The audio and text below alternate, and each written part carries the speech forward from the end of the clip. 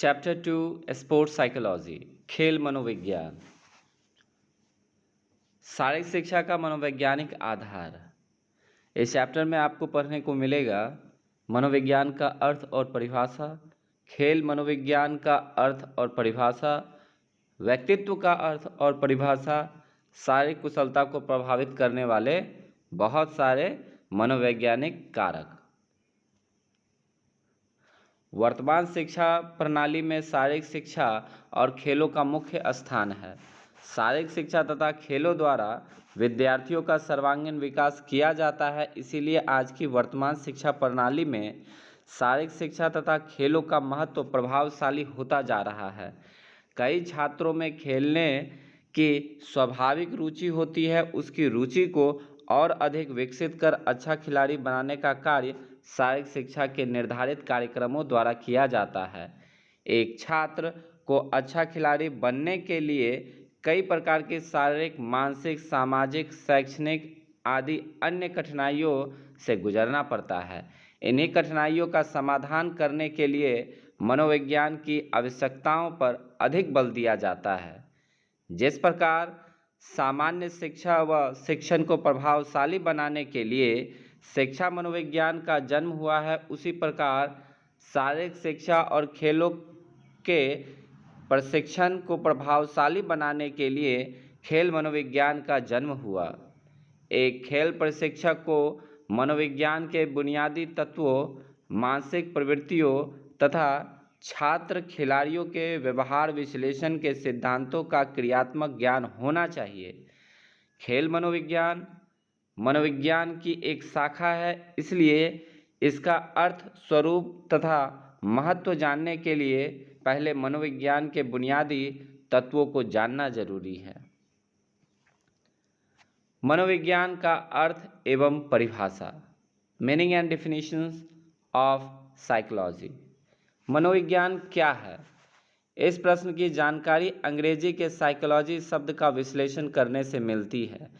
Psychology शब्द यूनानी शब्दों का मिला जुला रूप है, जिसमें पहला शब्द साइकी जिसका अर्थ आत्मा है तथा दूसरा शब्द लोगस जिसका अर्थ बातचीत है। इन शब्दों के अर्थों के अनुसार साइकोलॉजी को आत्मा संबंधी बातचीत कहा जाता है, परंतु समय के अनुसार इसके अर्थों में आवश्यक परिवर्तन आते रहे, जिससे यह अनुभव किया गया कि मनोविज्ञान आत्मा का ज्ञान है। Psychology is a science of soul. परंतु इस विचारधारा को मनोवैज्ञानिकों ने काफ़ी आलोचना की। उनके अनुसार आत्मा क्या चीज़ है, इसका क्या रूप है, क्या यह देखी जा सकती है? यह तो केवल काल्पनिक सी चीज़ है जिसका संबंध धार्मिकता से संबंधित लगता है, और साइकोलॉजी को आत्मा के साथ जोड़ने वाले ज्ञान अथवा सिद्धांत को वैज्ञानिक आधार पर नामंजूर कर दिया गया। मनोविज्ञान को आत्मा मानने के बजाय मन का अध्ययन माना जाने लगा। मनोवैज्ञानिकों ने इस विचार के बारे में अपने विचार प्रकट किए और कहा कि व्यक्ति केवल अपने मन के बारे में अधिक जान सकता है, वह दूसरे के मन के बारे में अनुमान नहीं लगा सकता। 19वीं शताब्दी के मध्य मनोवैज्ञानिकों ने मनोविज्ञान को मनोवैज्ञानिक चेतना के विज्ञान के आधार पर अपनाया। चेतना का अर्थ है स्थिति का ज्ञान।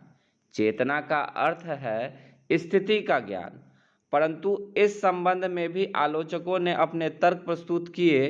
व्यक्ति की चेतना एक बहुत छोटा सा मन का अंग है। व्यक्ति अपनी मानसिक क्रियाओं के बारे में सचेत हो सकता है, परंतु दूसरों के विषय में उसको सचेतता के बारे में ज्ञान नहीं हो सकता। 20वीं शताब्दी में स्टूकल्चरिस्ट स्कूल के विद्वानों के विचारों के विरुद्ध एक नई विचारधारा का प्रादुर्भाव हुआ, जिसे व्यवहारवाद कहते हैं। इस विचारधारा के मानने वालों में वाटसन का नाम विशेष रूप से उल्लेखनीय है। इन्होंने 1913 में स्पष्ट रूप से बताया कि चेतना अनुभूति आत्मगत या व्यक्तिगत होती है, जिसे ना तो वस्तुगत ढंग से परिभाषित किया जा सकता है, ना ही जिसका स्थान निरूपित किया जा सकता है और ना ही जिसे मापा जा सकता है। अतः इसका अध्ययन कर मनोविज्ञान कभी विज्ञान नहीं बन सकता। इसलिए इन्होंने व्यवहार को मनोविज्ञान का आलोच्य विषय माना और इसे व्यवहार का विज्ञान कहकर पुकारा। Science of behaviour, psychology is a science of behaviour. इस प्रकार हम देखते हैं कि समय के बीतने के साथ साथ मनोविज्ञान की परिभाषा में क्रमशः सुधार होता गया। सबसे अधिक माना जाने वाला विचार मनोविज्ञान का व्यवहार से जोड़ने वाला विचार है। यही कारण है कि मनोविज्ञान व्यक्ति के व्यवहार का विज्ञान कहा जाने लगा। वुडवर्थ ने मनोविज्ञान की इस व्यवहारवादी धारणा को सुस्पष्ट व सुनिश्चित रूप प्रदान किया।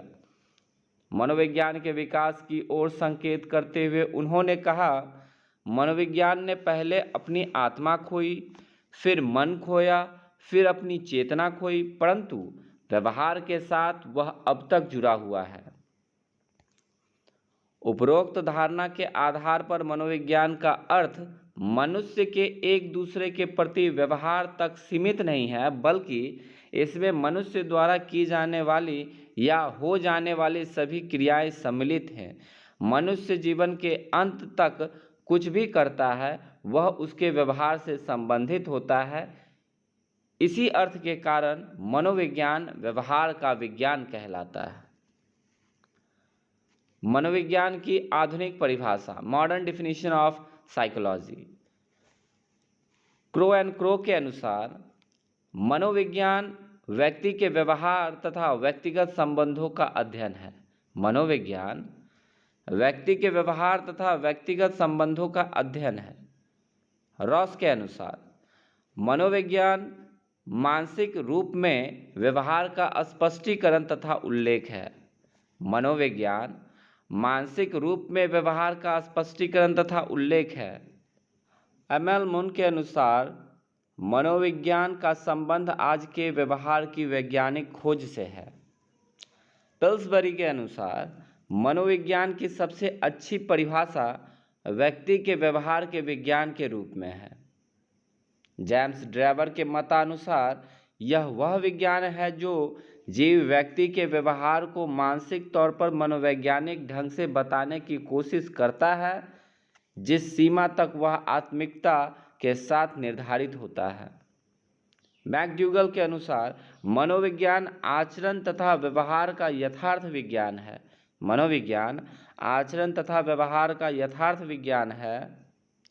डूमविल के अनुसार यह मानसिक रूप का अध्ययन है। यह मानसिक रूप का अध्ययन है।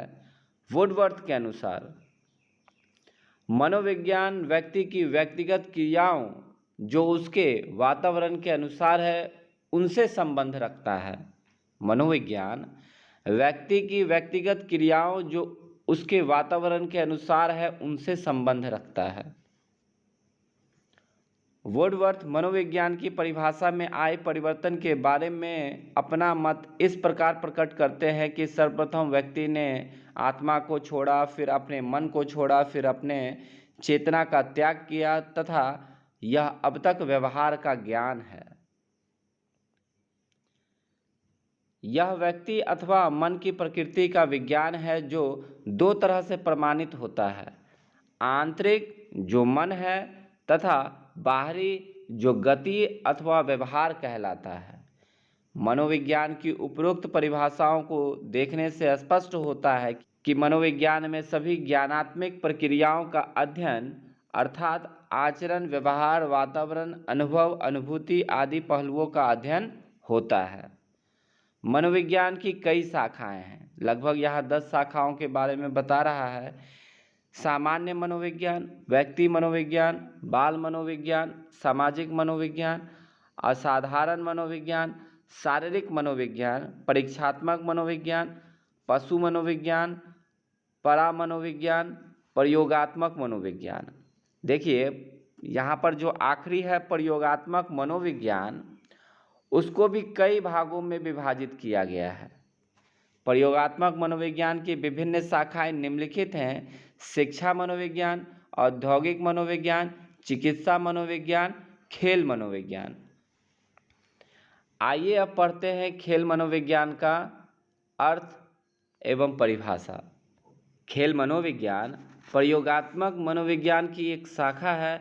आधुनिक युग में शारीरिक शिक्षा एवं खेलों का महत्व इतना बढ़ गया है कि ये सामान्य शिक्षा का केवल अंग ही नहीं रहा, अपितु इसका एक विशेष क्षेत्र बन गया है।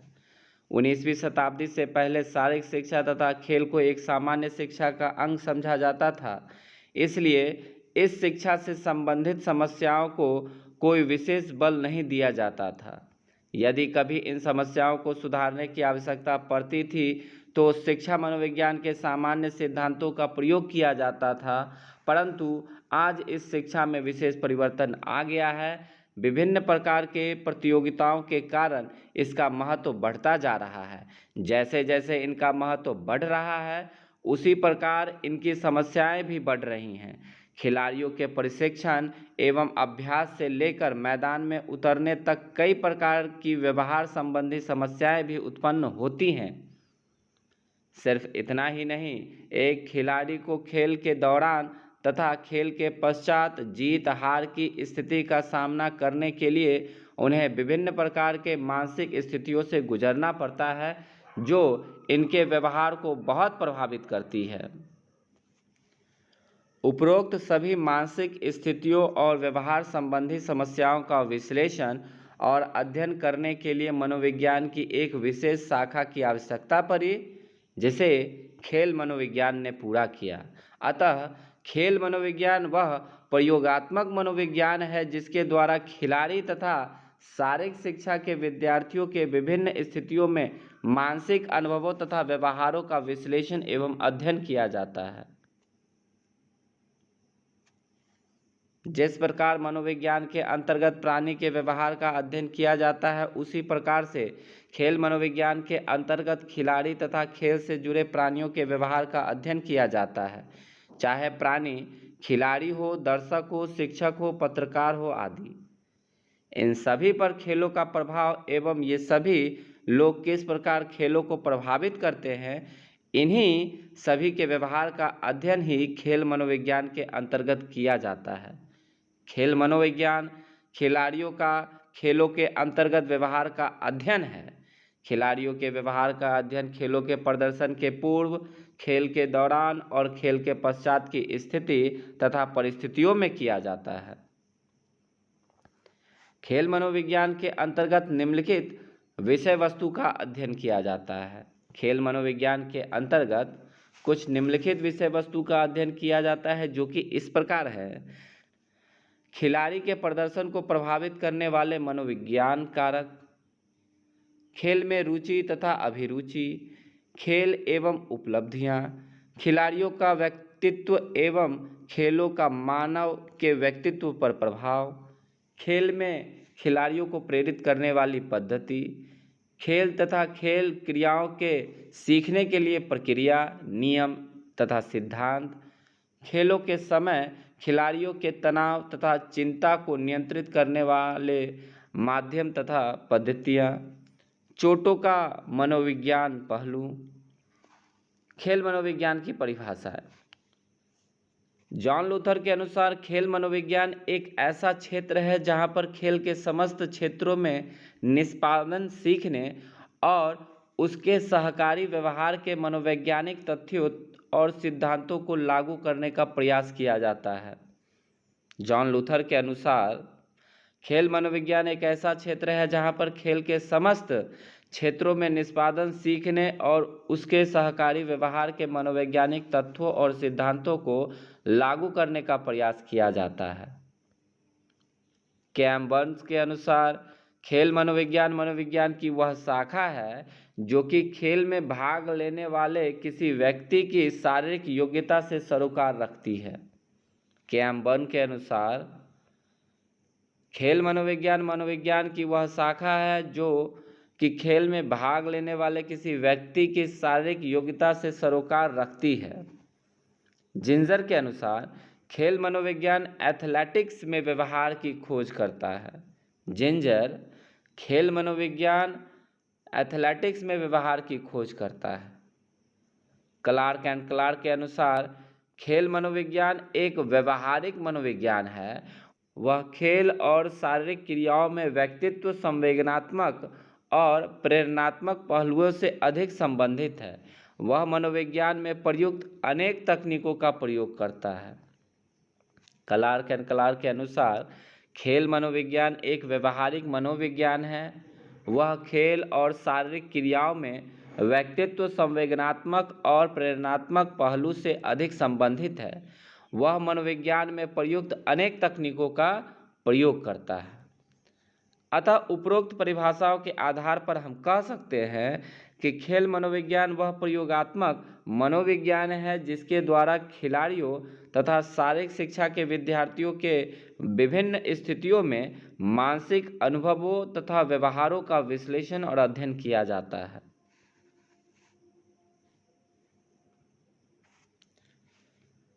शारीरिक शिक्षा का जैविक आधार, biological foundation of physical education. देखिए, यह एक इम्पॉर्टेंट हेडिंग है। यहाँ जो शारीरिक शिक्षा का जैविक आधार है, यह क्वेश्चन में भी डायरेक्ट पूछा जाता है, इसीलिए इसे ध्यान रखिए। जीव विज्ञान का दृष्टिकोण। जीव विज्ञान पृथ्वी पर जीवन क्रम के अध्ययन का दूसरा नाम है। जीव विज्ञान के अनुसार मानव को जीवन सोपान सर्वोच्च स्तर माना गया है। दूसरी बात यह भी है कि इस शिखर पर पहुंचने के लिए मानव को भिन्न भिन्न अवस्थाओं से गुजरना पड़ता है। शेष जीवों की भांति मानव की भी एक जैविक सत्ता है, उसका एक श्रमिक इतिहास है। मनुष्य की जीवन लीला गर्भाधान के समय से प्रारंभ हो जाती है। कितनी विचित्र सी बात लगती है कि एक छोटे से निश्चित अंडे से धीरे धीरे बढ़ते हुए कई अवस्थाओं से गुजरते हुए वह निश्चित अंडा एक संपूर्ण मानव का रूप धारण कर लेता है। मनुष्य के अस्तित्व का आधार उसका शरीर ही है।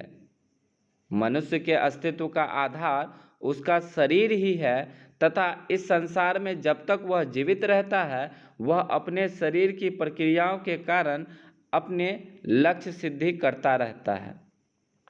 जीव विज्ञान में इस शरीर के विषय में कई अद्भुत खोजों से हमें अवगत कराया है। इन्हीं अद्भुत खोजों से प्राप्त तथ्यों के आधार पर बने सिद्धांतों को हम शारीरिक शिक्षा के नींव के महत्वपूर्ण तथ्य मानते हैं। जीव विज्ञान पर आधारित सिद्धांत ही हमें मनुष्य की शारीरिक योग्यताओं और शारीरिक सीमाओं को समझने और समझाने में बड़ा योगदान देते हैं। शारीरिक शिक्षा मनुष्य के शरीर की अपनी प्रक्रियाओं का माध्यम मानती है और यही कारण है कि शारीरिक शिक्षा और शरीर का कोई महत्व नहीं रह जाता। शारीरिक शिक्षा की परिभाषा में यह बात स्पष्ट की जा चुकी है कि शरीर का माध्यम मानकर दी जाने वाली शिक्षा ही वास्तविक शारीरिक शिक्षा है। आज के इस मशीनी युग में मनुष्य के आराम के इतने साधन हो गए हैं कि मनुष्य अपने शरीर से कम काम ले रहा है।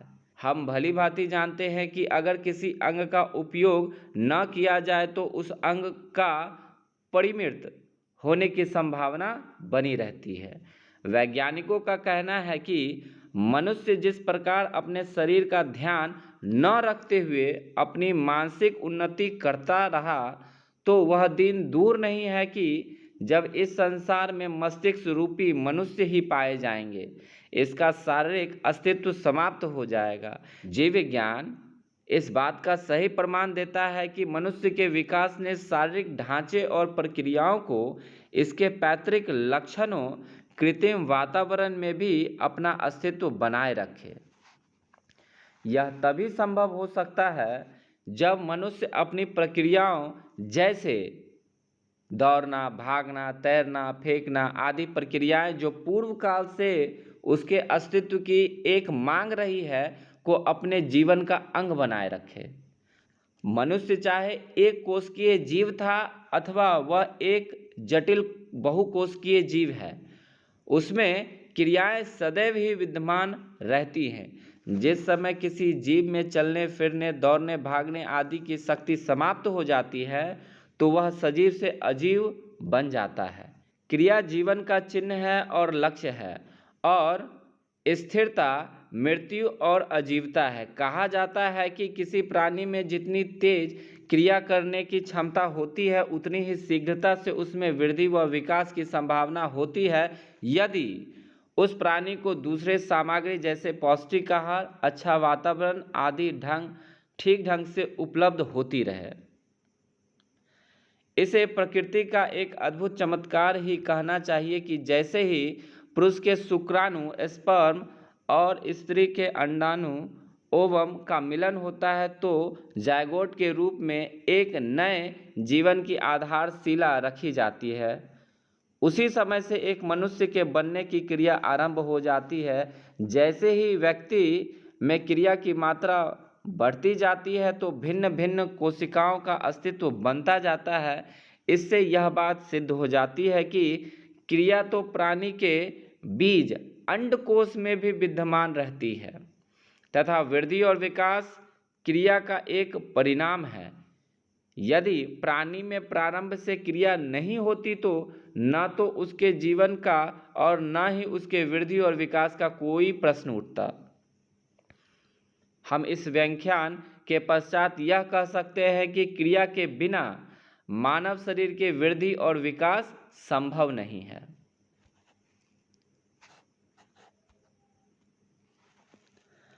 आइए अब वृद्धि और विकास को अच्छे से समझें। Growth and development. वृद्धि एवं विकास यह दोनों शब्द प्रायः बिना किसी भेदभाव किए पर्यायवाची रूप में काम में लाए जाते हैं, परंतु यह सत्य है कि दोनों शब्द शरीर के विभिन्न विकास क्रमों को प्रकट करते हैं और वृद्धि और विकास शब्दों का प्रयोग मोटे तौर पर किसी भी प्रकार से सीखने अथवा स्वतः उसके साथ आने वाले परिवर्तनों के लिए किया जाता है और इसलिए यह आवश्यक रूप से वंशानुक्रम और वातावरण की सम्मिलित उपज कही जाती है। विकास का अर्थ वातावरण के प्रभावों के कारण होने वाले परिवर्तन है, जबकि वृद्धि का तात्पर्य शारीरिक शिक्षाओं अवयवों तथा संस्थानों के वृद्धि को प्राप्त होना है तथा उनके आकार एवं परिणाम में परिवर्तन होना है। इससे बालक की कार्यक्षमता बढ़ती है और लंबाई चौड़ाई और मोटाई आदि में परिवर्तन होता है। वास्तव में विकास का अर्थ आकार का बढ़ना है। उस बढ़ने में शरीर की लंबाई चौड़ाई ऊंचाई के साथ साथ शरीर के बाहरी अंग जैसे सिर धड़ पैर अतिरिक्त अंग हृदय और मस्तिष्क आदि का बढ़ना भी सम्मिलित रहता है। दूसरे शब्दों में विकास शरीर तथा मन के सभी अंग प्रत्यंगों का सभी दिशाओं में होने वाला परिवर्तन है, जबकि वृद्धि किसी एक दिशा की ओर होने वाला परिवर्तन है। G.A. हेडफील्ड के शब्दों में विकास रूप व आकार में परिवर्तन है तो वृद्धि आकार का बढ़ना। J. हेडफील्ड ने क्या कहा कि विकास रूप व आकार में परिवर्तन है तो वृद्धि सिर्फ और सिर्फ आकार का बढ़ना है। साधारणतः वृद्धि शब्द का प्रयोग तभी किया जाता है जब किसी व्यक्ति का लंबा छोटा पतला और मोटा आदि होने की चर्चा करते हैं। मांसपेशियों का बढ़ना हड्डियों का बढ़ना हाथ पैर मस्तिष्क आदि का बढ़ना वृद्धि शब्द की परिभाषा के अनुरूप है। शरीर व उसके अंगों के बढ़ने उसके भार व आकार के बढ़ने को अंकों इंचों तोल के मापों द्वारा सिद्ध किया जा सकता है। इसी को वृद्धि कहा जाता है। प्रत्येक व्यक्ति का आकार जन्म से लेकर किसी विशेष आयु स्तर तक लगातार बढ़ता ही रहता है। दूसरी ओर विकास शब्द परिणाम संबंधी परिवर्तनों को व्यक्त न कर ऐसे सभी परिवर्तनों के लिए उपयुक्त होता है, जिससे व्यक्ति के शारीरिक और मानसिक क्षमता एवं योग्यता में जो उन्नति होती है। क्रियाओं, प्रतिक्रियाओं और दैनिक अनुभवों के कारण शरीर और मन में जो गुणात्मक परिवर्तन, जिनसे व्यक्ति की कार्य कुशलता की वृद्धि होती है, विकास का ठोस रूप माना जाता है। विकास शब्द अपने आप में एक विस्तृत अर्थ रखता है। वृद्धि इसी का एक भाग है। यह व्यक्तित्व में होने वाले सभी परिवर्तनों की ओर संकेत करता है।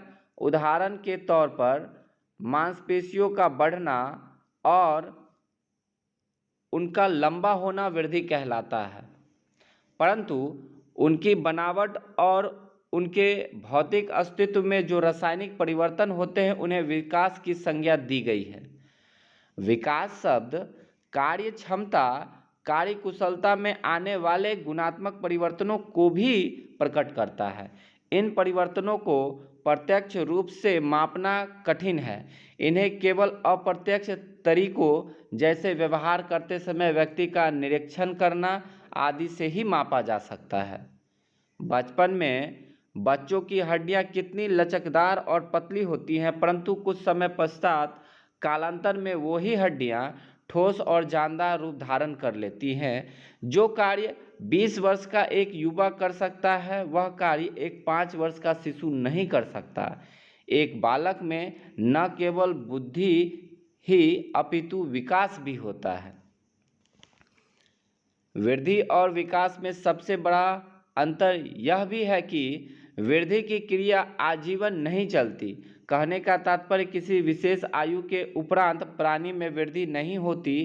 व्यक्ति के परिपक्वता ग्रहण करने के साथ साथ एक समय पर आकर रुक जाती है, परंतु विकास सतत चलने वाली प्रक्रिया है। यह जीवन के अंतिम क्षणों तक चलती है।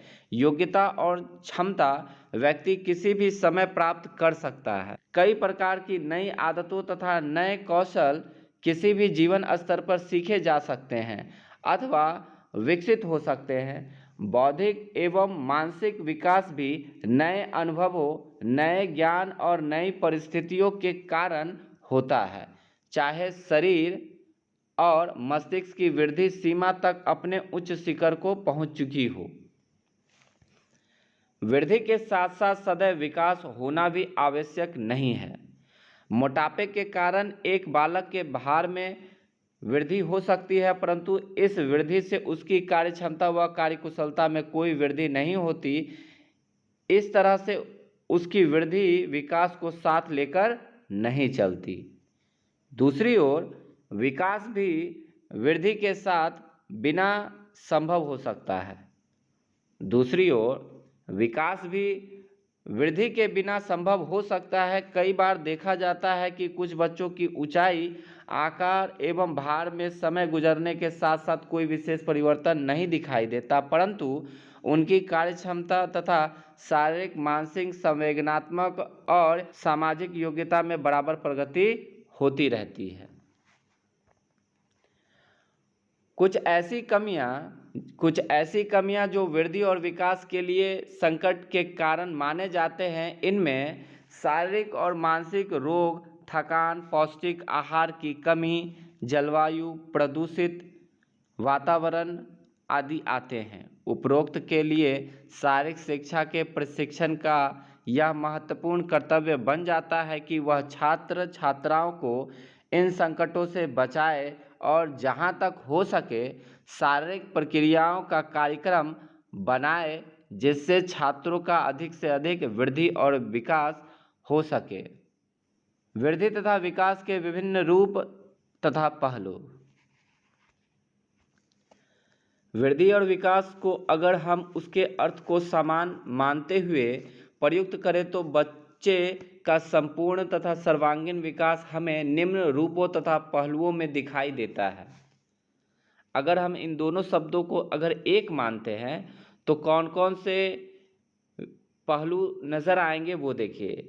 जैसे कि physical development, mental development, emotional development, social development, moral and character development नज़र आएगा किसी भी एक बच्चे में। शारीरिक विकास, व्यक्ति के शारीरिक विकास के अंतर्गत बाहरी और आंतरिक शरीर के हिस्सों का विकास शामिल होता है। मेंटल डेवलपमेंट, इसमें सभी प्रकार की बौद्धिक शक्तियाँ जैसे संवेदना, एकाग्रता, सृजनात्मकता, स्मरण शक्ति, कल्पना शक्ति आदि से संबंधित शक्तियों का विकास सम्मिलित होता है। इमोशनल डेवलपमेंट, कई संवेगों की उत्पत्ति, उनका विकास तथा इन संवेगों के आधार पर संवेदनात्मक व्यवहार का विकास सम्मिलित होता है।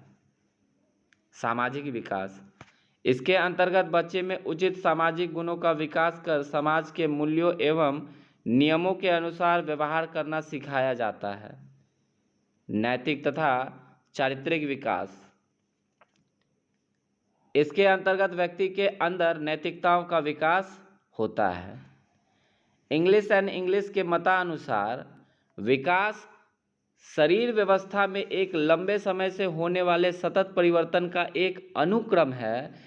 विशेषतः प्राणी में इस प्रकार परिवर्तन उसके जन्म से लेकर परिपक्व अवस्था तथा मृत्यु प्रयत्न होते रहते हैं। पॉल एच मुसेन का कथन है कि विकास एक निरंतर होने वाली प्रक्रिया है जो गर्भावस्था से प्रारंभ होकर परिपक्व अवस्था तक जारी रहता है। इराजी गार्डन के अनुसार विकास एक ऐसी प्रक्रिया है जो व्यक्ति के जन्म से लेकर उस समय तक जारी रहती है जब तक वह पूर्ण विकास को नहीं प्राप्त होता। इराजी गार्डन के अनुसार विकास एक ऐसी प्रक्रिया है जो व्यक्ति के जन्म से लेकर उस समय तक जारी रहती है जब तक वह पूर्ण विकास को नहीं प्राप्त होता। ईबी हॉरलॉक के अनुसार विकास प्रगतिशील परिवर्तनों का एक नियमित क्रमिक सुसंबद्ध क्रम है जो कि परिपक्वता की प्राप्ति की ओर निर्देशित रहता है। ये आकस्मिक नहीं रहता बल्कि इसमें प्रत्येक अवस्था आगामी विकासात्मक क्रम के बीच निश्चित सुसंबंध रहता है। वृद्धि जो वास्तव में प्रक्रिया का घोतक है, जीवन का क्रियात्मक रूप है। सभी जीवधारियों का भले ही उनका जीवन स्तर कुछ भी हो, परिवर्तन के लिए संघर्ष करना ही पड़ता है। लगभग सभी उच्च स्तरीय प्राणी जन्म के समय संरचनात्मक दृष्टि से संपूर्ण होते हैं। जन्म के पश्चात उन्हें किसी नए अंग उपांग की प्राप्ति नहीं होती। वृद्धि एक सृजनात्मक विद्या है। गर्भावस्था से ही व्यक्ति में व्यवहारिक तथा क्रियात्मक दृष्टि से कुछ न कुछ विकसित होता ही रहता है। वृद्धि की विद्या से ही नई गामक योग्यताएं, प्रवृत्तियां, अवधारणाओं आदि का विकास होता है। व्यवहारिक विशेषताओं की दृष्टि से 1 वर्ष तथा 5 वर्ष के बालक में आकाश पाताल का अंतर होता है। वृद्धि के विभिन्न पक्षों की गति भिन्न भिन्न होती है। वृद्धि के शारीरिक, मानसिक, सांवेगिक, बौद्धिक तथा सामाजिक पक्षों में एक घनिष्ठता होने के अतिरिक्त भी इनकी गति एक दूसरे के तुलना में भिन्न भिन्न होती है।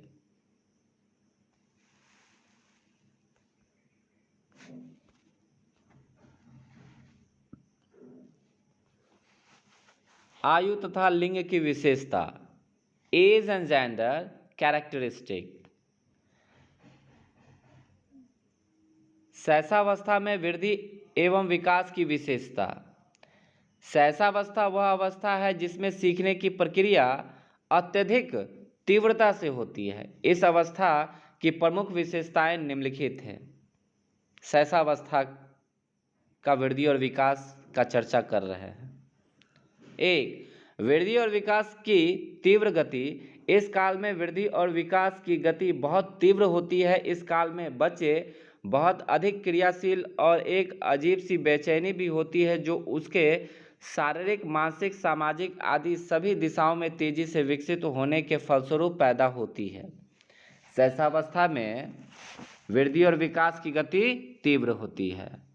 शैशवावस्था में दूसरों पर निर्भर रहना। शैशवावस्था में बालक अपनी मूलभूत आवश्यकताओं की पूर्ति के लिए शिशु अपने माता पिता एवं अन्य परिजनों के ऊपर निर्भर रहता है। आत्मगौरव। शैशवावस्था मतलब इस अवस्था में बालक हठी होता है। वह अपने आप को हर समय ठीक समझता है तथा अन्य को गलत। कल्पनाशीलता का समय, शैशवावस्था। इस अवस्था में शिशु को कल्पना लोक में विचरना अच्छा लगता है तथा उसे राजकुमार, परियों आदि की कहानी सुनने में रुचि रहती है। इसी अवस्था में बालक लोक की रंगीनियों में खो जाना चाहता है। स्वार्थी एवं असामाजिक, शैशवावस्था। इस अवस्था में बच्चा बहुत ही अधिक स्वार्थी और अहंकारी होता है। यहाँ तक कि वह किसी अन्य बालक को अपने माता पिता, भाई बहन तथा अन्य परिजनों से प्यार पाते हुए भी नहीं देख सकता। इस अवस्था में वह समाज के नियमों की कोई परवाह नहीं करता तथा अपना स्वार्थ और अपनी इच्छा की प्राप्ति को ही सर्वोपरि समझता है। संवेदनात्मक अस्थिरता, शैशवावस्था में शिशु के संवेग प्रबल होते हुए भी क्षणिक और अस्थिर होते हैं। वे अपने मनोभावों को छुपाने का प्रयत्न नहीं करते। मानसिक विकास संबंधी विशेषता, शैशवावस्था में देखिए किस प्रकार से मानसिक विकास होता है। जिज्ञासा की प्रवृत्ति, शिशुओं में जिज्ञासा की प्रवृत्ति अत्यधिक मात्रा में पाई जाती है। वे अपने आसपास की सभी वस्तुओं के बारे में जानने के लिए ललायित रहते हैं। वे उत्तर प्राप्त करने में उतनी अधिक दिलचस्पी नहीं लेते जितनी कि उत्सुकता उन्हें प्रश्न पूछने की होती है। मानसिक रूप से अविकसित, शैशवावस्था में बालक मानसिक रूप से अपरिपक्व होता है। उसके सोचने, निरीक्षण करने, याद रखने, शीघ्र निष्कर्ष पर पहुंचने आदि शक्तियों का विकास नहीं हो पाता। रटने पर आधारित स्मरण शक्ति, शैशवावस्था शिशुओं में बिना सोचे समझे रटकर याद करने की प्रवृत्ति पाई जाती है। रचनात्मक क्रिएटिविटी, शैशवावस्था शिशुओं में रचनात्मक प्रवृत्ति भी प्रचुर मात्रा में पाई जाती है। उन्हें किसी न किसी प्रकार के तोड़ फोड़ और बनाने बिगाड़ने लगा हुआ देखा जा सकता है। समय की धारणा, शैशवावस्था में बालक के लिए समय की इकाइयों जैसे काल, आज, दिन, तिथि, मास, वर्ष आदि अनुपयोगी होते हैं। यौन संबंधी विकास, शैशवावस्था में यौन अंगों का यद्यपि कोई उल्लेखनीय विकास नहीं होता परंतु फिर भी यौन प्रवृत्तियों के विकास का क्रम निरंतर चालू रहता है। भाषा का विकास, शैशवावस्था में बालक बड़ों के शब्द सुनता है तो उसका अनुसरण कर कुछ निरर्थक शब्दों का उच्चारण करना प्रारंभ कर देता है। अनुकरण विधि द्वारा सीखना, शैशवावस्था में शिशु अपने माता पिता, भाइयों अथवा अन्य किसी के व्यवहार को देखकर स्वयं उसी प्रकार का व्यवहार करना प्रारंभ कर देता है। एकांत पसंदीदा, शैशवावस्था में शिशु एकांत में खेलना अधिक पसंद करते हैं। वे अपने खिलौने के कान पकड़कर ऐंठते हैं तो कभी उसको गोद में बिठाकर हिलाते डुलाते हैं। तो ये सारा विशेषता हो गया जो अभी आपने पढ़ा, ये सभी शैशवावस्था के वृद्धि और विकास की विशेषताएं हैं। अब आइए पढ़ते हैं बाल्यावस्था की प्रमुख विशेषताएं। आप जानते हैं कि सबसे पहले शैशवावस्था, बाल्यावस्था, किशोरावस्था, प्रौढ़ावस्था, वृद्धावस्था, ये सभी विभिन्न वृद्धि के चरण हैं अलग अलग। आइए अब पढ़ते हैं बाल्यावस्था के बारे में। बाल्यावस्था की प्रमुख विशेषताएं, मेन कैरेक्टरिस्टिक ऑफ चाइल्डहुड। धीमी तथा लगातार वृद्धि, बाल्यावस्था में शिशु का विकास धीमी गति से परंतु लगातार होता है। आत्मनिर्भरता, बाल्यावस्था में बालक अपने कार्य स्वयं करने का इच्छुक होता है। बाल्यावस्था में बालक दूसरे का हस्तक्षेप पसंद नहीं करता। संवेदनात्मक स्थिरता और नियंत्रण, बाल्यावस्था में बालक अपने मनोभावों को छुपाने के और अपने संवेदनात्मक व्यवहार पर नियंत्रण करना सीखना प्रारंभ कर देता है। वह अपने संवेगों को उचित सामाजिक ढंग से अभिव्यक्त करने लगता है। सामाजिक प्रवृत्ति का विकास। बाल्यावस्था में पारस्परिक सहयोग गुण पनपने लगते हैं। सामाजिक उत्सवों आदि में वह भाग लेने लगता है तथा समाज का सहयोग भी करने लगता है। यथार्थवादी दृष्टिकोण। बाल्यावस्था में बालक की कल्पना उसके वास्तविक जीवन से संबंधित होती हैं। अब वह जीवन की वास्तविकता को समझना चाहता है और अपने आप का वातावरण के अनुसार ढालने लगता है। अस्थायी भावों तथा भाव ग्रंथियों का बनना। इस अवस्था में विभिन्न संवेग मिलकर किसी वस्तु, व्यक्ति या विचार के प्रति धार्मिक, नैतिक, राष्ट्रीय और सौंदर्यात्मक आदि अस्थायी भावों को जन्म देते हैं। बाल्यावस्था में यौन संबंधी विकास। बाल्यावस्था में बालक की काम इच्छाएं प्रायः सुप्त रहती हैं, जो किशोर अवस्था में प्रारंभ होने तक धीरे धीरे जागृत होकर चैतन्य हो जाती हैं तथा लड़कों को तंग करने की अपेक्षा उनसे दूर रहना अथवा उनकी उपेक्षा करना अधिक ठीक समझती हैं। मानसिक विकास। बाल्यावस्था में बच्चे का मानसिक विकास की गति तीव्र होती है। बाल्यावस्था में बालक तेजी से नए नए अनुभवों को ग्रहण करता है तथा अपनी समस्याओं को सुलझाने लगता है और इस तरह से अपने वातावरण समायोजन करने में अधिक से अधिक समझदार होता चला जाता है। विभिन्न रुचियों और अभिरुचियों में विकास एवं परिवर्तन। शैशवावस्था से बाल्यावस्था में आते आते बालक की रुचियों में भी परिवर्तन होता है। इस अवस्था में बालक की रुचियों का क्षेत्र भी विस्तृत हो जाता है। इस अवस्था में बालक घूमने फिरने तथा सामाजिक कार्यों में भाग लेने में आनंद महसूस करता है। उसका लगाव मनोरंजन के साधन टीवी, सिनेमा, रेडियो, संगीत, नृत्य की ओर बढ़ता है। इस अवस्था में बाल्यावस्था में लड़के प्रायः साहस, निर्भयता और वीरोचित कार्यों में पर्याप्त रुचि लेते हुए पाए जाते हैं, जबकि लड़कियों का झुकाव कोमलता, मृदुता और अन्य नारी सुलभ कार्यों की ओर होता है। किशोरावस्था की प्रमुख विशेषताएं। Main characteristic of adolescence. यह अवस्था बाल्यावस्था तथा युवावस्था में मध्य की अवस्था होती है। कुल्हन के अनुसार किशोरावस्था बाल्यावस्था और प्रौढ़ावस्था के मध्य का परिवर्तन है। इस अवस्था में बनाए गए संतुलन पर ही आगामी जीवन की सफलता निर्भर करती है। शारीरिक परिवर्तन।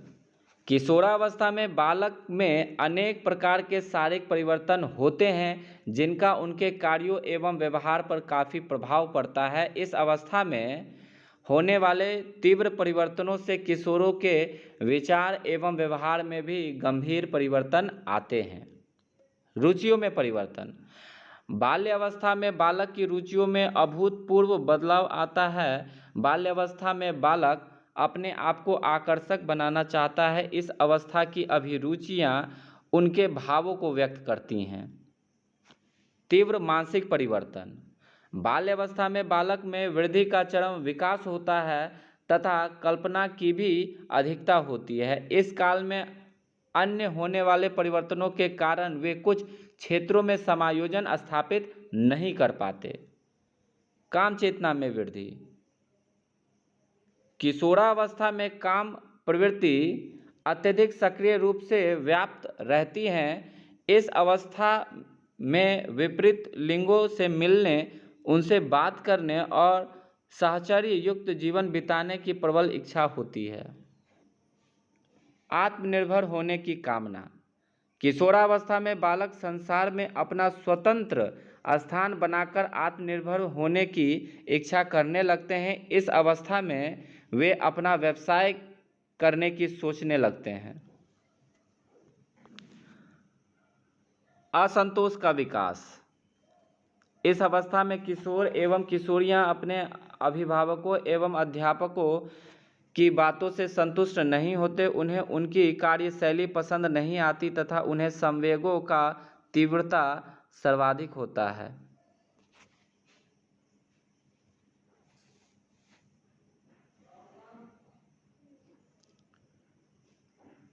संवेदनात्मक विकास। किशोरावस्था में किशोर संवेदनात्मक रूप से पूर्ण विकसित हो जाता है। उसके संवेग बहुत अधिक अस्थायी एवं परिवर्तनशील होते हैं, परंतु उनकी गति बहुत प्रबल होती है।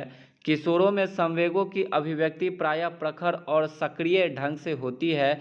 इसकी प्रबलता के कारण ही किशोर कभी कभी वह कार्य कर डालता है जो असाधारण या असंगत कहे जाते हैं।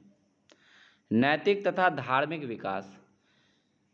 किशोरावस्था में जैविक आवश्यकताओं तथा सांसारिक सत्यों के बीच संघर्ष का समाधान नहीं कर पाता, इसलिए किशोर न तो नैतिक होता है और न ही अनैतिक।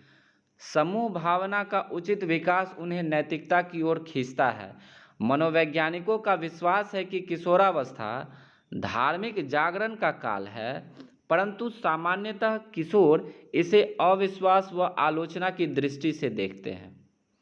देशभक्ति एवं समाज सेवा की भावना। किशोरावस्था में बालक में अपने देश की सेवा करने, समाज एवं जाति की सेवा करने व परोपकार की प्रबल भावना होती है।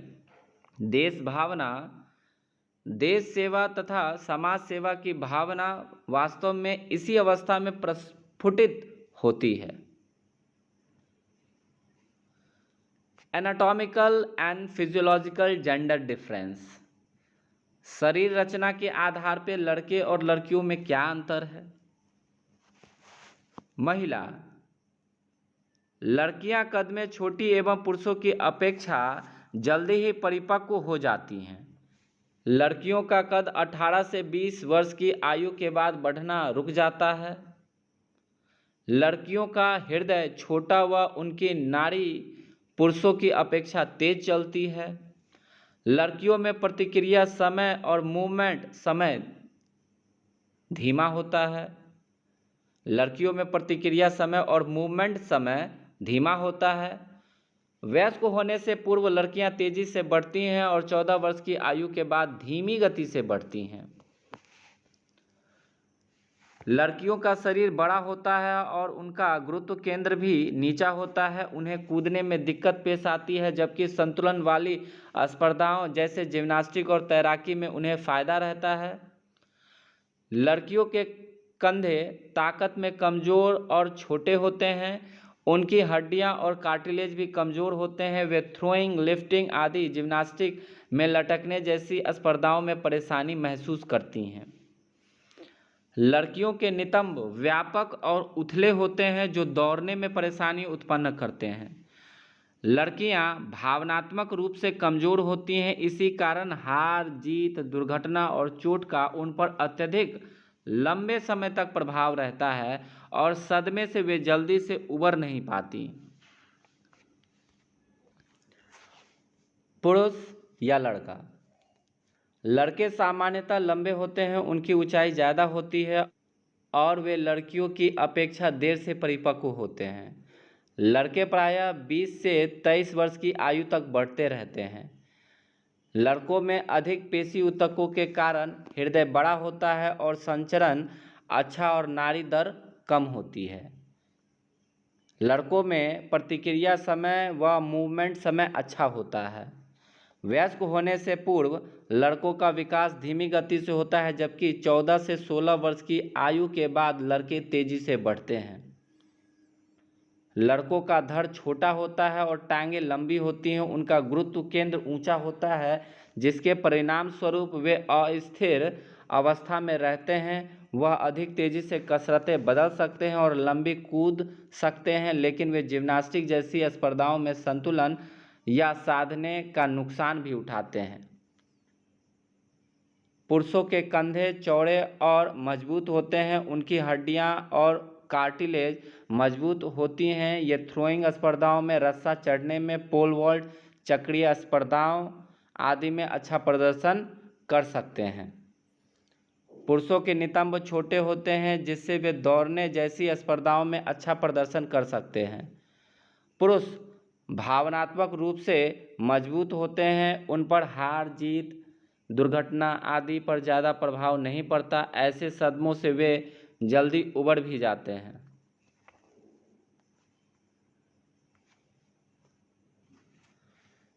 मनुष्य की आयु के आधार पर विकास की अवस्थाएं। मनुष्य की आयु के आधार पर विकास की अवस्थाएं: गर्भावस्था, शिशु अवस्था, बाल्यावस्था, किशोरावस्था, प्रौढ़ावस्था और वृद्धावस्था। सबसे पहले मनुष्य की आयु के आधार पर जो विकास की अवस्थाएं हैं उसमें आता है गर्भावस्था। गर्भाधान से लेकर जन्म तक यह अवस्था आती है। इस चरण में शरीर के अंग विकसित होने लगते हैं। इस अवस्था पर विकास तेजी से होता है। 6 हफ्ते पश्चात भ्रूण अवस्था शुरू हो जाती है, जिससे विकास की गति तेज होने के साथ साथ वजन बढ़ता जाता है, पेशीय व दिमागी तंत्र बढ़ने लगता है। 3 महीने पश्चात शिशु कुछ गतियां जैसे सिर हिलाना, पैर व कलाई मोड़ना आदि शुरू कर देता है। शिशु अवस्था, इन्फेंसी। 0 से 2 वर्ष तक इन्फेंसी लैटिन शब्द है जिसका अर्थ बोलने में असमर्थ होता है। इस अवस्था में विकास की दर समान व लगातार रहती है। बाल्यावस्था। बाल्यावस्था जो कि लगभग 13 से 14 साल के आसपास रहता है, उसको देखिए। 3 से 13-14 वर्ष तक लड़कियों के लिए 13 वर्ष तथा लड़कों के लिए 14 वर्ष। 3 वर्षों से लेकर व्रीहि या रज की उत्पत्ति आरंभ होने तक की अवस्था बाल्यावस्था कहलाती है। इस अवस्था में लड़कियां पहले व लड़कों में बाद में आती है। यह अवस्था लड़कियों में पहले व लड़कों में बाद में आती है। बाल्यावस्था को 3 भागों में बांटा गया है: अर्ली चाइल्डहुड 3 से 6 साल, मिडिल चाइल्डहुड 7 से 8 साल, लेट चाइल्डहुड 9 से 13 या 14 लड़के और लड़कियों के अनुसार। किशोरावस्था, एडोलसेंस, जिसे टीनेज भी कहते हैं।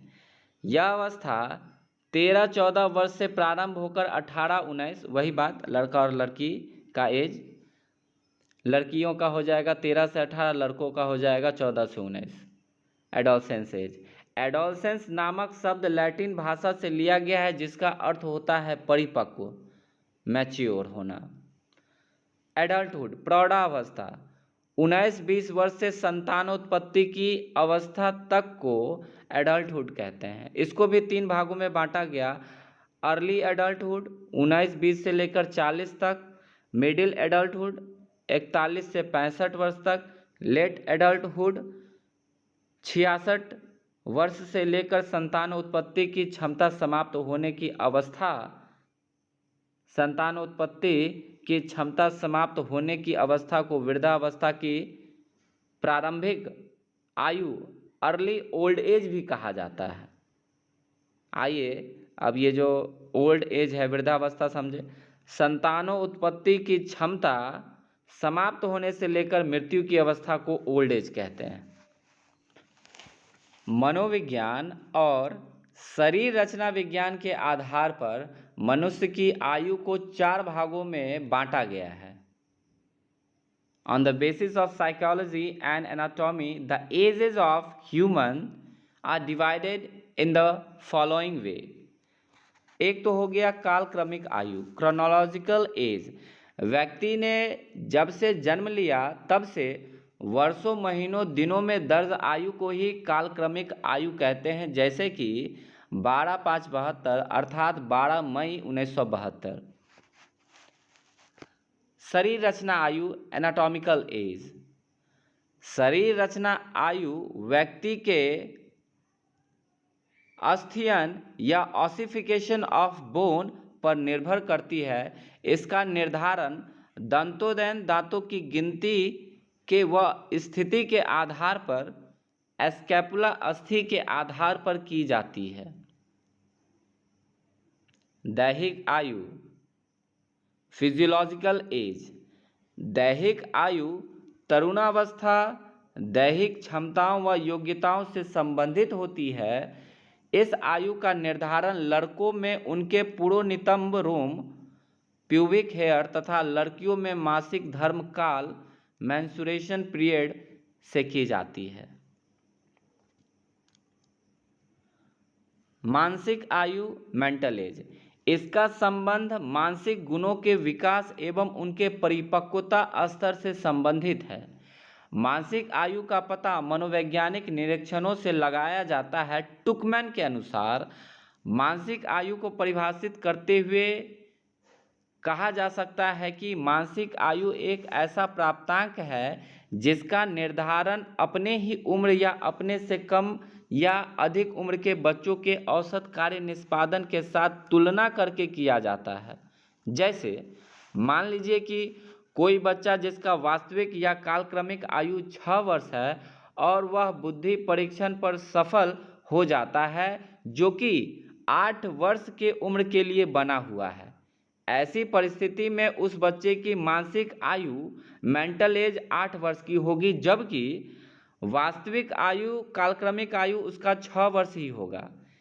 इस तरह से यह भी संभव है कि 6 वर्ष का कोई बच्चा 4 वर्ष के बच्चे के लिए बने हुए बुद्धि परीक्षण पर सफल हो, परंतु 6 वर्ष वह अपने ही उम्र के 6 वर्ष के उम्र के बच्चों के लिए बने बुद्धि परीक्षण पर सफल न हो, तो उस बच्चे की मानसिक आयु 4 वर्ष की मानी जाएगी, भले ही उसकी कालक्रमिक आयु 6 वर्ष की हो। यदि 6 साल का बच्चा सिर्फ अपनी उम्र के लिए बने बुद्धि परीक्षण पर ही सफल होता है, तो उसकी वास्तविक आयु और मानसिक आयु दोनों ही बराबर होगी, अर्थात 6-6 साल होगी। मानसिक आयु और कालक्रमिक आयु के आधार पर बुद्धि लब्धि, IQ, इंटेलिजेंस क्वोटिएंट की गणना की जाती है। बुद्धि लब्धि मानसिक आयु तथा कालक्रमिक आयु का एक ऐसा अनुपात होता है जिसे 100 से गुना कर प्राप्त किया जाता है। इसे सूत्र के रूप में इस प्रकार व्यक्त किया गया है, जैसे कि IQ लेवल बराबर मानसिक आयु बटे कालक्रमिक आयु गुना 100।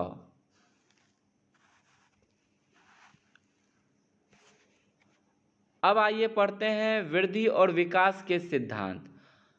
ग्रोथ एंड डेवलपमेंट के कौन कौन से प्रिंसिपल हैं, किन सिद्धांतों पर ग्रोथ और डेवलपमेंट निर्भर करता है, उनके विषय में पढ़ते हैं। मानव की वृद्धि एवं विकास कुछ विशेष सिद्धांतों पर आधारित है। मानव का वृद्धि और विकास कुछ विशेष सिद्धांतों पर आधारित है। वो कौन कौन है, आइए पढ़िए। निरंतरता का सिद्धांत। मनुष्य का वृद्धि एवं विकास निरंतर होने वाली प्रक्रिया है। यह माँ के गर्भ से मृत्यु काल तक रहती है। इसकी गति कभी ज़्यादा तो कभी कम होती है।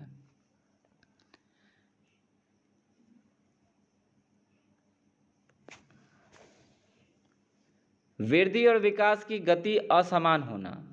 वैसे तो मनुष्य में वृद्धि और विकास निरंतर होते रहता है, परंतु इसकी चाल प्रत्येक अवस्थाओं में भिन्न भिन्न होती है। शिशु अवस्था के शुरुआती समय में यह गति कुछ तीव्र होती है, परंतु बाद के वर्षों में ये गति मंद पड़ जाती है। इस प्रकार वृद्धि और विकास की गति में उतार चढ़ाव आता रहता है। किसी भी अवस्था में वृद्धि और विकास की दर एक समान नहीं रहती। व्यक्तिगत भिन्नताएं। मनुष्य की विकास और वृद्धि उसकी अपनी व्यक्तिगत विभिन्नताओं के अनुरूप होती है। ये विभिन्नताएं जुड़वा बच्चों में भी देखी जा सकती है। वे अपनी स्वाभाविक गति से ही वृद्धि और विकास के विभिन्न क्षेत्रों में आगे बढ़ते रहते हैं और इसी कारण उनमें पर्याप्त विभिन्नताएं देखने को मिलती हैं। इससे यह सिद्ध होता है कि मनुष्य के विकास में व्यक्तिगत भिन्नताएं पाई जाती हैं। विकास सामान्य से विशेष की ओर चलता है। बालक का विकास सामान्य क्रियाओं से विशिष्टता की ओर बढ़ता है। उदाहरण के लिए, शुरू में एक नवजात शिशु के रोने व चिल्लाने में उसके सभी अंग भाग लेते हैं। बाद में उसकी वृद्धि और विकास की प्रक्रिया स्वरूप यह क्रियाएं उसकी आँखों और उसके वाक् तंत्र तक सीमित हो जाती हैं। एकीकरण। बालक में विकास की प्रक्रियाएं पूर्ण रूप से एकीकरण के सिद्धांत को अपनाती हैं। इसके अनुसार बालक पहले संपूर्ण अंग को, फिर अन्य अंगों के भाग को चलाना सीखता है और इसके बाद वह उन भागों में एकीकरण सीखता है। परस्पर सिद्धांत। बालक में वृद्धि और विकास की सभी दिशाएं जैसे शारीरिक, मानसिक, सामाजिक, आध्यात्मिक आदि एक दूसरे संबंधित होती हैं। इनमें से किसी भी एक दिशा में होने वाला विकास अन्य सभी दिशाओं में होने वाले विकास को पूरी तरह प्रभावित करने की क्षमता रखता है। विकास की भविष्यवाणी।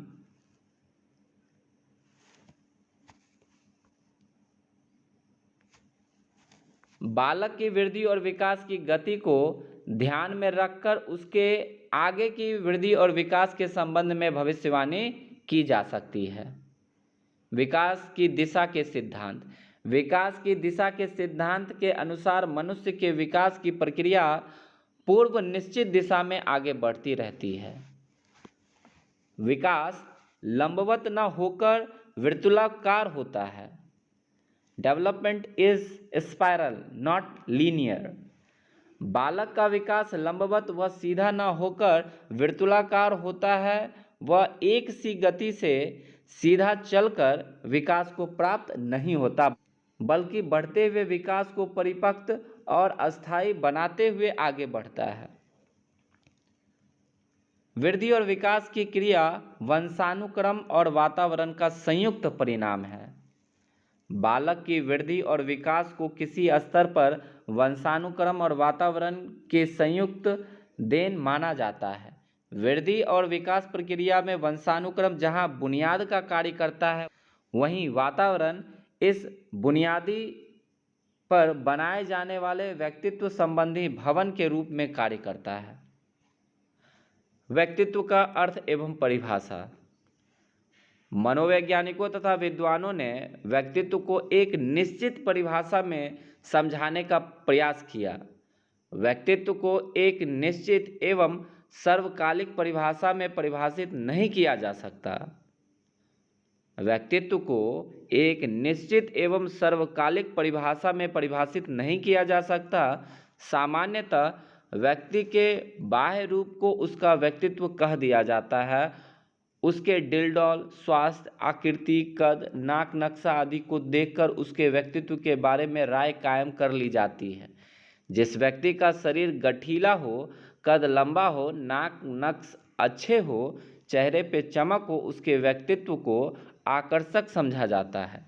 इसके विपरीत जिस व्यक्ति का शरीर दुबला पतला हो, कद छोटा हो, नाक नक्श अच्छे न हो, चेहरा निस्तेज हो, उसके व्यक्तित्व को प्रभावशाली नहीं समझा जाता। ऐसे व्यक्तित्व का प्रायः उपेक्षा कर दी जाती है।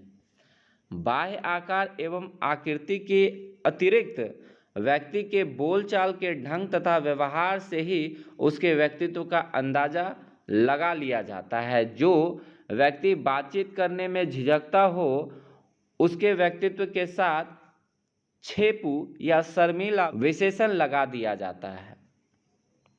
जिसके आवाज़ ऊंची व भारी हो और अधिकारपूर्ण ढंग से बात करता हो, उसके व्यक्तित्व को रौबदार कहा जाता है। कहने का तात्पर्य यह है कि आकृति के साथ साथ बातचीत का ढंग भी किसी के व्यक्तित्व को आंकने का दृष्टिकोण है। चरित्र के आधार पर भी सामान्यतः किसी के व्यक्तित्व के साथ शरीफ या बदमाश का लेबल चस्पा दिया जाता है। मनुष्य का व्यक्तित्व इतना सीमित नहीं है कि उसे सामान्य दृष्टिकोण से आंका जा सके। उसके व्यक्तित्व का दायरा पर्याप्त रूप से व्यापक है। व्यक्तित्व को समझने के लिए महत्वपूर्ण विद्वानों के विचारों का उल्लेख वांछनीय है। व्यक्तित्व की परिभाषा। ऑलपर्ट का विचार। व्यक्तित्व को परिभाषित करते हुए ऑलपर्ट ने कहा है, व्यक्तित्व व्यक्ति में उन मनःशारीरिक पद्धति की गतिशील संगठन है जो वातावरण के साथ उसके अपूर्व समायोजन को निर्धारित करती है। ऑलपर्ट ने कहा है, व्यक्तित्व व्यक्ति में उन मनोशारीरिक पद्धति का गतिशील संगठन है जो वातावरण के साथ उसके अपूर्व समायोजन को निर्धारण करती है। वॉटसन के विचार के अनुसार व्यक्तित्व की परिभाषा लंबे समय तक किए गए वास्तविक निरीक्षण से प्राप्त विश्वसनीय सूचनाओं के आधार पर खोजी गई व्यक्ति की क्रियाओं का समूह उसका व्यक्तित्व है। मॉर्टन प्रिंस का विचार व्यक्ति की सभी प्रकार की जन्मजात प्रकृतियों, आवेगों, प्रवृत्तियों, इच्छाओं, मूल प्रवृत्तियों या अनुभवों द्वारा अर्जित बातों का योग व्यक्तित्व है। आइजेंक का विचार व्यक्तित्व व्यक्ति के चरित्र, स्वभाव, बुद्धि तथा शारीरिक बनावट का थोड़ा बहुत ऐसा अस्थायी और स्थिर संगठन है जो वातावरण के साथ उसके अपूर्व समायोजन को निर्धारित करता है। मन के विचार के अनुसार व्यक्तित्व की परिभाषा एक व्यक्ति के ढांचों, व्यवहार के रूपों, रुचियों, अभिवृत्तियों, सामर्थ्यों, योग्यताओं और अभिरुचि के सबसे अधिक लाक्षणिक संकलन के रूप में की जा सकती है। वैलेंटाइन के विचार के अनुसार व्यक्तित्व आंतरिक और अर्जित विन्यासों का जोड़ है। बोरिंग के विचार के अनुसार व्यक्तित्व किसी व्यक्ति का उसके परिवेश से समाचीन समायोजन है। गुथरी के विचार के अनुसार व्यक्तित्व की परिभाषा सामाजिक महत्व की उन आदतों तथा आदत संस्थान के रूप में की जा सकती है जो स्थिर तथा परिवर्तन से अवरोध वाला होता है। उपरोक्त विचारों के अलावा भी कई विचारकों ने व्यक्तित्व को परिभाषित करने का प्रयत्न किया है।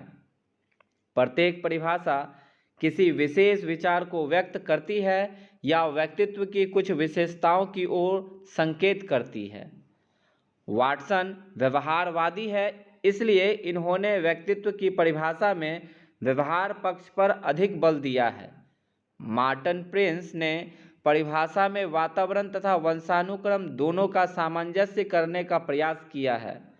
ऑलपट ने कई परिभाषाएं देने के पश्चात व्यक्तित्व पर अपने विचार प्रकट किए हैं जिनको पर्याप्त मान्यता प्राप्त है।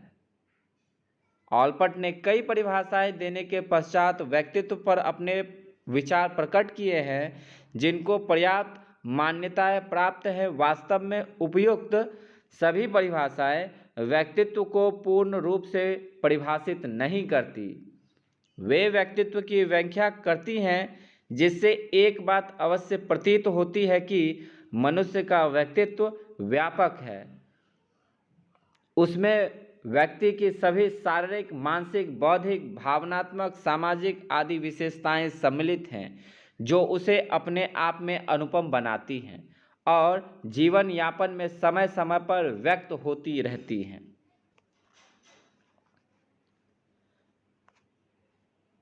व्यक्तित्व का वर्गीकरण।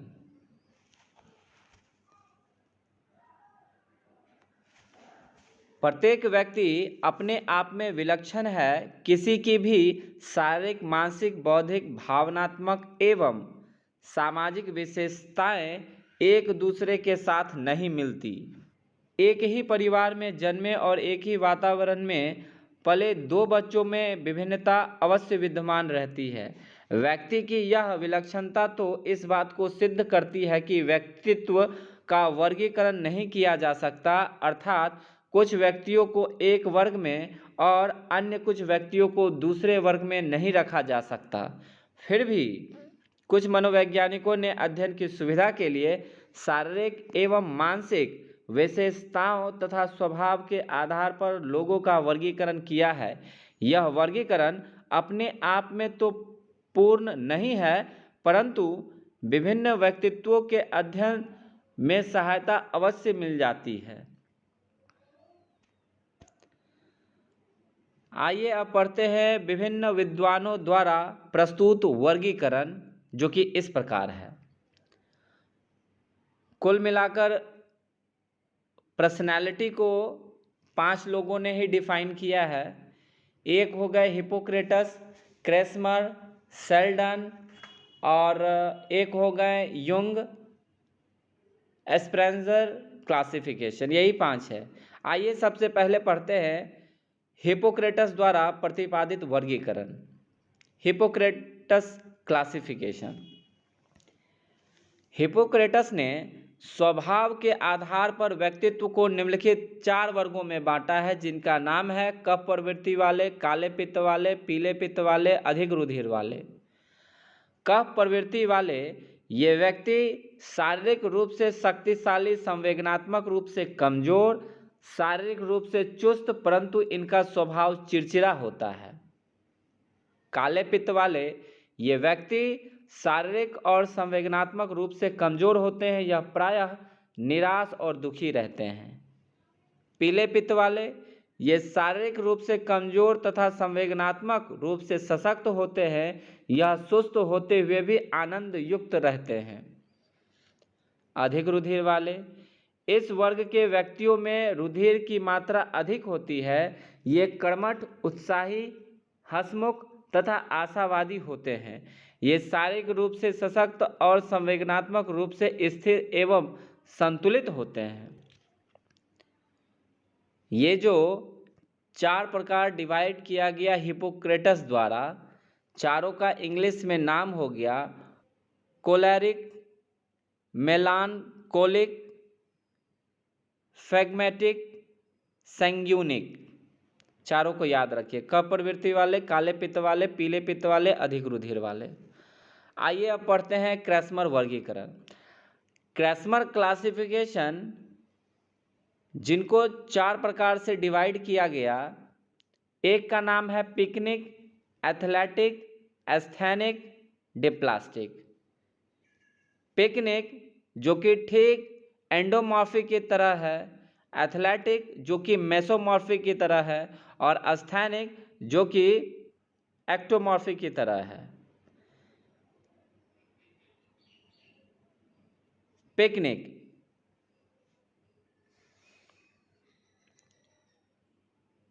क्रेस्मर ने शारीरिक ढांचे को सम्मुख रखकर व्यक्तियों को निम्नलिखित 3 वर्गों में बांटा है। ये कह रहा है 3 लेकिन 4 वर्गों में बांटा है। पिकनिक, इन व्यक्तियों का कद प्रायः छोटा होता है, चेहरा गोल, शरीर मोटा होता है। ऐसे व्यक्तित्व मिलनसार, बहिर्मुखी, विनोदप्रिय और आराम तलब होते हैं, जैसे कि एंडोमॉर्फिक होते हैं। एथलेटिक, इन व्यक्तियों का शरीर बलवान होता है, मांसपेशियां मजबूत होती है, अस्थि पंजर सशक्त होते हैं, सीना चौड़ा होता है और शरीर का विकास संतुलित होता है। यह चुस्त और फुर्तीले होते हैं। जीवन के प्रति इनका दृष्टिकोण विशाल होता है। ये समाज के साथ समायोजन करने में सफल होते हैं, जैसे कि मेसोमॉर्फिक। एस्थेनिक, ये व्यक्ति लंबे और दुबले पतले होते हैं। ये प्रायः आत्मकेंद्रित, स्वप्नदृष्टा, बुद्धिजीवी, शांत तथा एकांत प्रिय होते हैं, जैसे कि एक्टोमॉर्फिक। अब यहाँ डिप्लास्टिक को समझ लीजिए। तीनों का मिश्रण जो होगा वही हो गया डिप्लास्टिक। क्रेस्मर क्लासिफिकेशन और सेल्डन क्लासिफिकेशन को हमेशा एक साथ याद रखें। आइए अब पढ़ते हैं सेल्डनकृत क्लासिफिकेशन। विलियम एस सेल्डन 1898 से 1977 इनका टाइम पीरियड था। विलियम एस सेल्डन ने सोमेटोटाइप, शरीर का आकार, ढांचा तथा बॉडी कॉम्पोजिशन के आधार के अनुसार व्यक्तियों को वर्गीकृत किया और उनके विभिन्न गुणों का उल्लेख भी किया। सेल्डनकृत वर्गीकरण निम्नलिखित 3 प्रकार के होते हैं। तीनों प्रकार का नाम कुछ इस प्रकार से है। एक, एंडोमॉर्फिक, मेसोमॉर्फिक, एक्टोमॉर्फिक। एंडोमॉर्फिक जिसे विस्ट्रोटोनिया कहा जाता है, मेसोमॉर्फिक जिसे सोमेटोटॉनिक कहा जाता है, एक्टोमॉर्फिक जिसे सेरेब्रेटोनिक कहा जाता है। आइए अब पढ़ते हैं एंडोमॉर्फिक के बारे में। इनका शरीर मोटा और कोमल होता है। इनमें बहुत खाने की प्रवृत्ति होती है। यह प्रायः आराम तलब, विनोद प्रिय तथा मिलनसार होते हैं। इस प्रकार का शरीर निम्नलिखित खेलों के प्रदर्शन पर नकारात्मक प्रभाव डालता है, जैसे कि जिसमें चपलता, एजिलिटी व स्पीड से संबंधित खेल और ऐसे खेल जिसमें एरोबिक क्षमता की आवश्यकता पड़ती हो। एंडोमॉर्फिक ऐसे खेलों के लिए लाभदायक होता है जिनका संबंध मुख्य रूप से ताकत से होता है। तो कुछ ऐसा खेल है जैसे कि जिसमें स्पीड और एजिलिटी की आवश्यकता है, वहाँ पर इस प्रकार के वेट कैटेगरी जैसे एंडोमॉर्फिक पर्सनालिटी वाले लोग के लिए तो नकारात्मक प्रभाव पड़ता है। वहीं एंडोमॉर्फिक पर्सनालिटी वाले लोगों का कुछ एक खेल में लाभदायक भी होते हैं, जैसे कि जिसमें मुख्य रूप से ताकत का इस्तेमाल होता है। उदाहरण के लिए पावर लिफ्टिंग, गोला फेंक, तस्तरी फेंक, सुमो कुश्ती। मेसोमॉर्फिक इन व्यक्तियों की अस्थि पंजर और मांसपेशी विकसित होती है। इनका स्वास्थ्य अच्छा और बदन फुर्तीला होता है। यह साहसी, उत्साही, निडर और सशक्त होते हैं। इनकी प्रवृत्ति अधिकारपूर्ण होती है। कठिनाई में यह अधिक सक्रिय हो जाते हैं। इस प्रकार का शरीर ताकत, चपलता तथा चाल से संबंधित खेलों के लिए अच्छा माना जाता है। एक्टोमॉर्फिक इनका शरीर लंबा, दुबला पतला तथा सुंदर होता है। यह व्यक्ति प्रायः एकांत प्रिय, असामाजिक तथा अंतर्मुखी होते हैं। वे अपनी भावनाओं को दबा कर रखते हैं, दूसरे की सहायता लेने की अपेक्षा अपनी सीमाओं में रहने का प्रयास करते हैं। इस प्रकार के शरीर वाले खिलाड़ी सहनशीलता वाले खेलों तथा जिम्नास्टिक में वर्चस्व बनाए रखते हैं। देखिए यहाँ पर एंडोमॉर्फिक, मेसोमॉर्फिक, एक्टोमॉर्फिक को चित्र के अनुसार 1, 2, 3 क्रमशः दिखाया गया है। चित्र से भी याद रखिए। जैसे 1 नंबर, इसको हिंदी में अंतरस्थ अवयव स्थूलता कहा जाता है। 2 नंबर मेसोमॉर्फिक को पेशी प्रधान संरचना कहा जाता है और तीसरा एक्टोमॉर्फिक को अस्थि प्रधान संरचना कहा जाता है। यह भी याद रखें। सोमेटोटाइप विलियम सेल्डन ने बॉडी टाइप के मूल्यांकन के लिए 1 से 7 स्केल का प्रयोग किया, जिसमें 1 से तात्पर्य सबसे कम तथा 7 से तात्पर्य सबसे अधिक। उदाहरण के लिए 1, 7, 1 का स्कोर आता है तो इसे हम लो एंडोमॉर्फिक, हाई मेसोमॉर्फी, लो एक्टोमॉर्फी का बॉडी टाइप कहेंगे। कुल मिलाकर 1, 7, 1 मेसोमॉर्फिक टाइप का बॉडी प्रकार दर्शाता है। इसी प्रकार अगर 1 से 7 स्केल पर किसी व्यक्ति का स्कोर 2, 6, 3 हो तो इसका प्रायः लो एंडोमॉर्फी, हाई मेसोमॉर्फी, लो एक्टोमॉर्फी होता है। इस प्रकार के बॉडी टाइप की विधि को सोमेटोटाइप कहते हैं। चित्र सेल्डन के सोमेटोटाइप चार्ट के आधार पर 1, 7, 3 बॉडी बिल्डर के लिए, 4, 7, 5 फुटबॉलर के लिए, 1, 4, 7 बास्केटबॉल खिलाड़ी के लिए। उपरोक्त तीनों प्रकार से यह तात्पर्य नहीं है कि 1, 7, 3 पूर्ण रूप से मेसोमॉर्फी है। जर्मनी के शोधकर्ता बेलस तथा साथी के अनुसार बास्केटबॉल, वॉलीबॉल तथा हैंडबॉल खिलाड़ियों का सोमेटोटाइप लगभग ये है। क्रमशः देख लीजिए, यहाँ पर लिखा हुआ है। आइए अब पढ़ते हैं जंग्स क्लासिफिकेशन। युंग्स क्लासिफिकेशन हिंदी में लिखा जाता है युंगकृत क्लासिफिकेशन। विख्यात मनोवैज्ञानिक युंग ने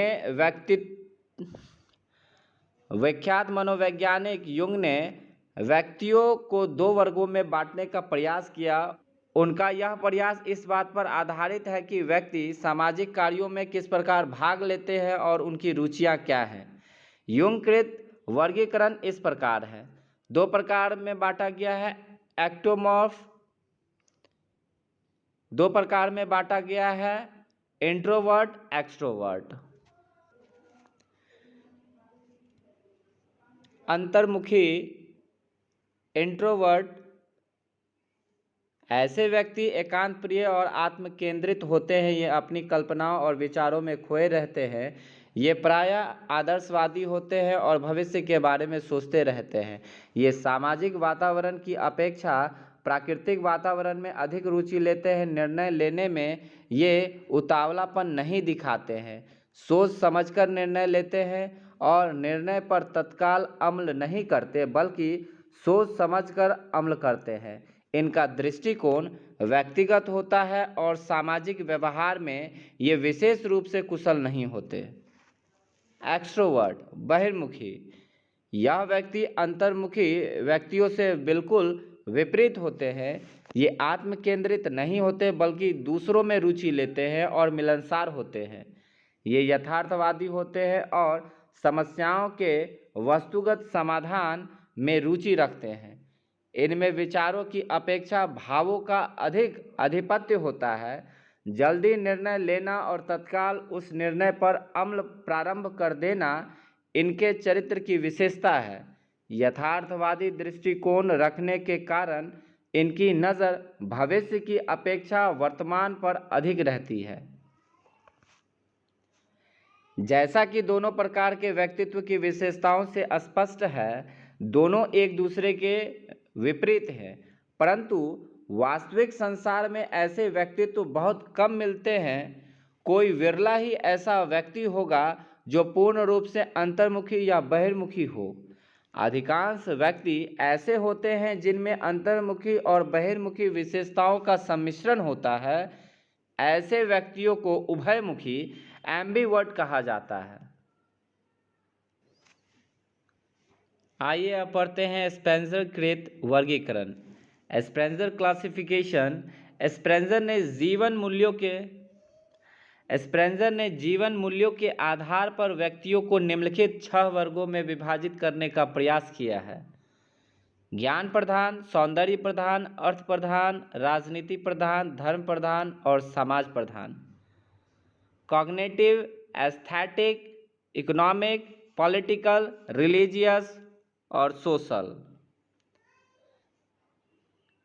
ज्ञान प्रधान, ये व्यक्ति ज्ञान में रुचि रखते हैं, ज्ञान प्राप्ति में लगे रहते हैं। इस वर्ग में दार्शनिकों, वैज्ञानिकों और अनुसंधानकर्ताओं को रखा जाता है। सत्य और ज्ञान की खोज इनके जीवन का लक्ष्य होता है।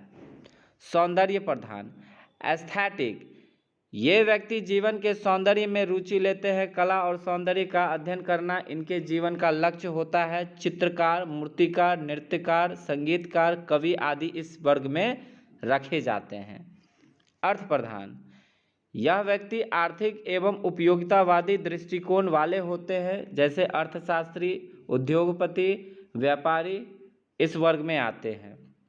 राजनीति प्रधान, ये व्यक्ति राजनीति में रुचि लेते हैं। इस वर्ग में राजनीतिक नेताओं, राजनीतिज्ञों, कूटनीतिज्ञों आदि को रखा जाता है। धर्म प्रधान, धार्मिक कृत्यों में रुचि रखने वाले व्यक्ति इस वर्ग के अंतर्गत आते हैं। धर्म इनके जीवन का लक्ष्य होता है। समाज प्रधान, इस वर्ग के व्यक्ति सामाजिक कार्यों में रुचि लेते हैं। समाज की विभिन्न प्रक्रियाओं, आवश्यकताओं एवं समस्याओं का अध्ययन करना तथा सामाजिक कार्यों में संलग्न रहना इनके जीवन का मुख्य लक्ष्य होता है। समाज सुधारक, समाज प्रचारक, सामाजिक कार्यकर्ता आदि इसी वर्ग के अंतर्गत रखे जाते हैं।